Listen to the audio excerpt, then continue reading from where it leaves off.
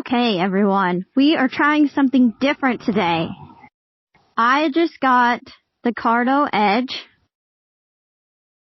and it has voice recording. We are recording through the Cardo to see how this will turn out, and we've got, obviously, you can see my helmet, so you can see that my GoPro is on my handlebars. And this is probably a terrible spot to try to get on the road because it's a hidden driveway. Here we go.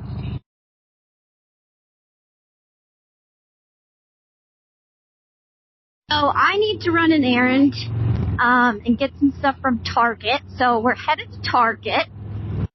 And I thought, I just got this Cardo. I haven't done a motovlog like a year? I don't even know. It's been a while. So anyone that follows the 5 Dirty Bikers, I joined their channel. I joined the podcast. Been on it for a while.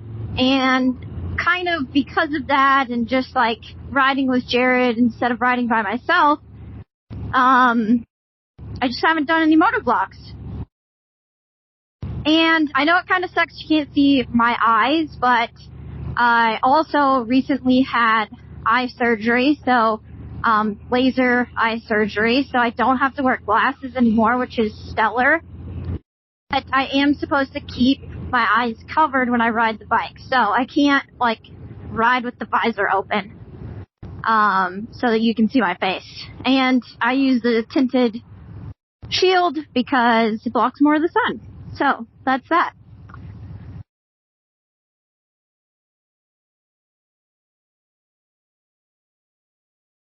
So I thought this would be kind of fun because the Cardo is brand new. Before this, I had the Slim. If you've never seen the Slims, they're two parts. So one part is the buttons, and it is attached to like the side of your helmet where your other Cardos are attached. And then the battery sort of unit and other portion of the electronics is in its own little thing that mounts to the back of the helmet. And they were really great. It was really great. But since Cardo just released this Edge, and everyone's got one, and it has this voice recording feature, I couldn't help myself. I wanted to get one. So I probably should have tried to get a deal out of it or something, but I just bought it while it was discounted a little bit, and here we are. Now I have it. It's a bit different because it does stick off the helmet significantly more than the Slim, like more so than I was expecting. So it will take a little getting used to of having the, it's very lightweight, but you can still tell a difference having that weight on the side of your helmet. So looks like, hopefully you can see it.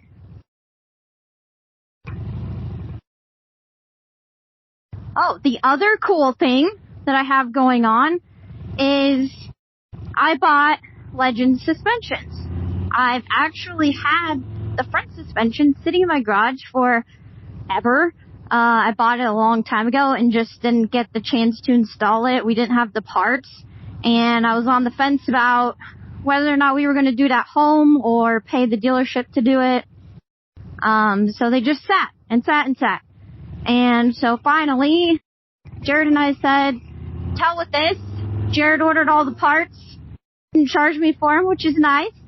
And I just went ahead and let him do the install because, to be quite honest, we both like to be the chief in the tent, so we're not always that good at working together. So I was like, you know what? It's not that big of a deal to me to do these suspension. Yeah, I would like to learn it, but I would rather just get them installed and not argue. So, and it gives him something that he likes. I mean, he loves to work on stuff, probably more than I do. So it was a nice, like, Saturday for him to be able to do a project. So did the install this time around. But it's legit. Front suspension, I freaking love it. because if you've heard the podcast or talked to anyone else who've had full suspension done, you probably heard that when you put the fronts on, you don't get that dipping anymore when you go to brake and stop on the bike. And I can attest now that that is totally accurate, and it's freaking amazing. It's absolutely fantastic not having the front end dip. And on top of that, I've noticed that I'm less hesitant going into turns now. If you guys listened to me before, you know that I'm nervous. I'm still, like, I shouldn't be. I should be more confident in myself, but I struggle with it. I still just am nervous that I'm gonna, like, drop the bike. I've never dropped it. I'm sure the day is coming at some point, because pretty much everyone drops their bike. But, I don't know, it just makes me worried. I don't want to drop it. I don't want to crash in a turn. So, anyways, long story short, the suspension, so far, I've only ridden it a handful of times.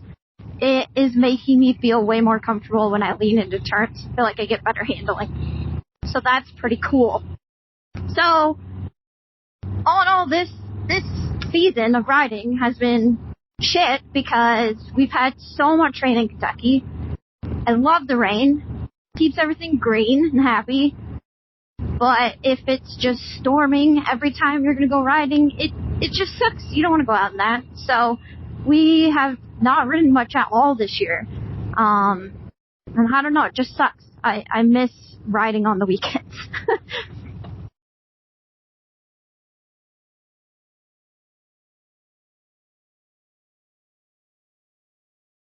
Alright, so since I can record through my helmet, I am going to turn the camera around so you guys can see other stuff besides my head just sitting here in one position. Ooh, it's a bit crooked. I'll have to fix it in a sec.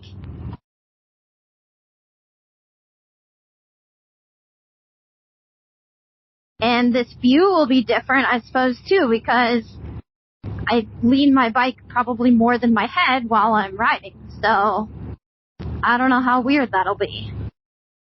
I suppose a lot of people mount to their handlebars, though, so.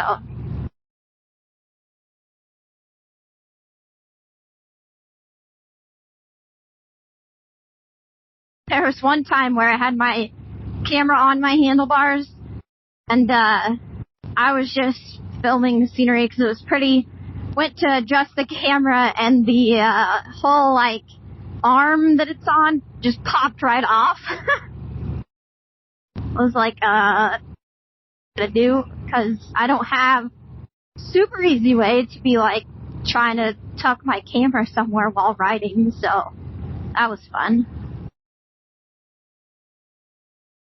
It's like, I generally always wear a vest in the summer. I don't wear a jacket, but I do wear a vest, so I was able to just jam it, like, in the top of the vest.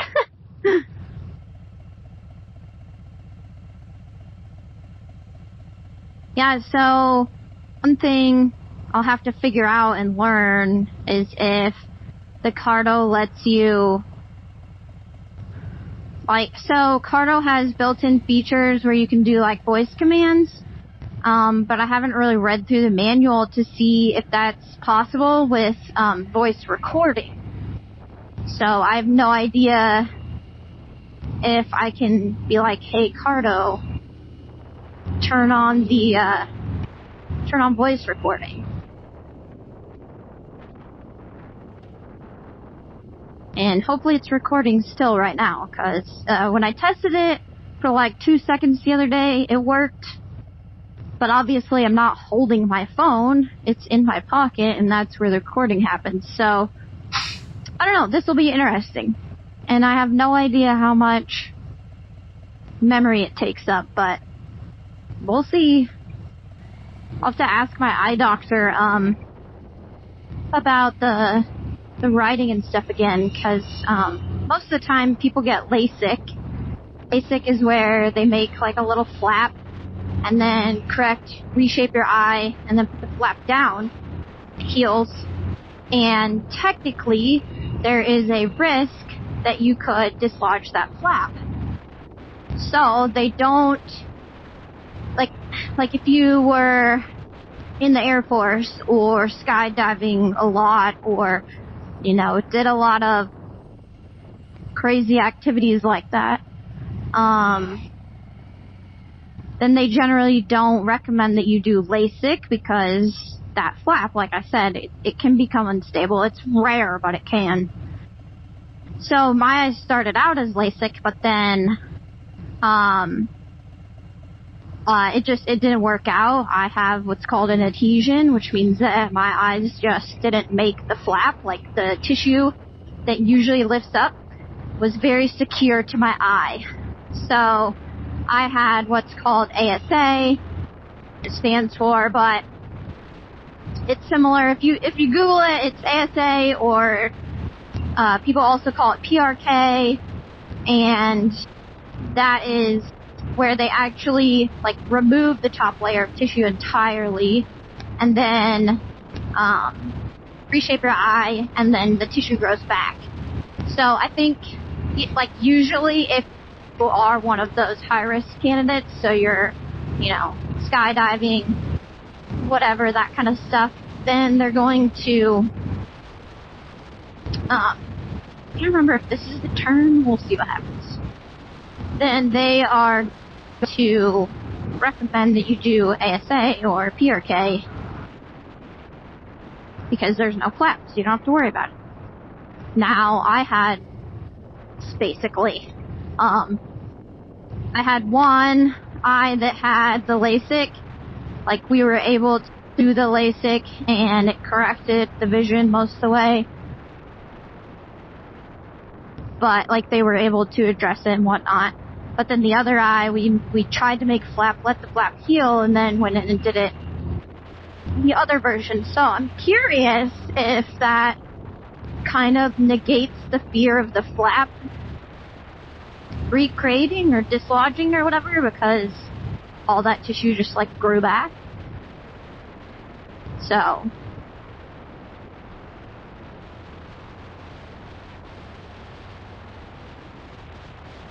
one downfall to voice recording also is that you either have music or you have voice recording. You don't have both, which is fine for recording because it's copyrighted and you don't usually want it. Oh, gonna run right through that red. You don't usually want it in your voice recording. But for switching between the two, like if you, want to record and then not stop and be able to turn your music on, I don't know how easily that is going to be accomplished.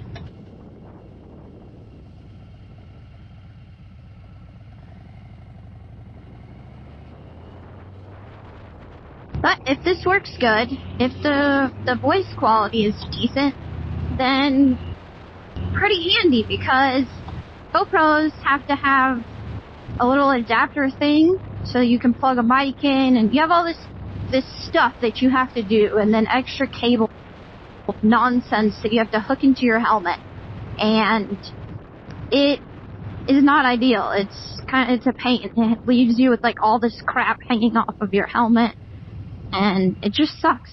It sucks. So I'm looking forward to this.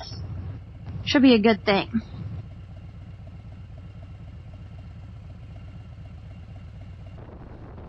But no, this might make motovlogging easier. I might do more vlogs than I've done in the past couple of years. When you're, like, I'm already doing some video edits for 530 Bikers, so I don't know, you just, like, you've got to have the videos ready, and it takes time to edit different videos, so I just haven't really been motivated to do it, to be honest. And I don't think I'm that entertaining, so I kind of just figured nobody really wants to watch my videos anyways.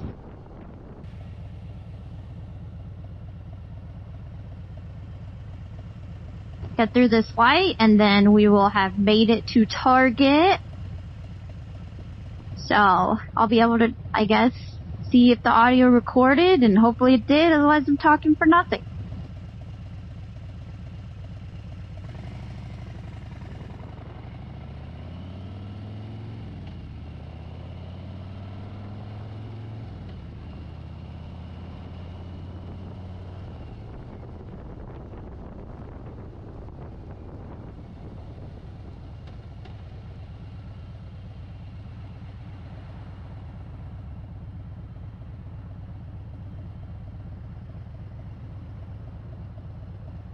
Alright, well, I'll see you guys on the other side.